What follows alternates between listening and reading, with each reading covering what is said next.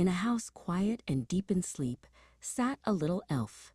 Every night was the same, watching the moonbeams make patterns on the floor, waiting for a whisper of magic. But tonight was different. Down below, where the shadows danced, stood something new. It was a little wooden horse with a kind painted eye and a smooth arching back, waiting as still and quiet as the elf.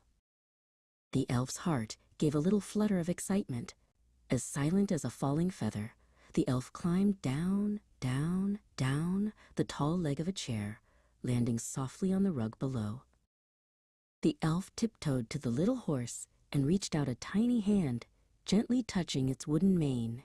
The horse gave a slow, friendly rock, as if to say hello. That was all the invitation the elf needed. With a happy little wiggle, the elf scrambled up onto the horse's back. The world looked new and exciting from up here. The elf leaned forward and whispered a secret, magical word. The little horse began to rock, not just back and forth, but forward, gliding silently across the polished floor like a boat on a moonlit lake. Their great adventure began. They sailed across the vast, soft sea of the living room rug and journeyed through the forest of tall table legs that reached for the ceiling like trees.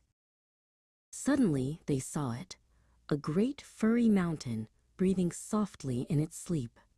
It was the family cat. Holding their breath, the two new friends tiptoed past the sleeping giant. At last, they reached their goal, a sparkling mountain of green, glowing with hundreds of little stars. The Christmas tree.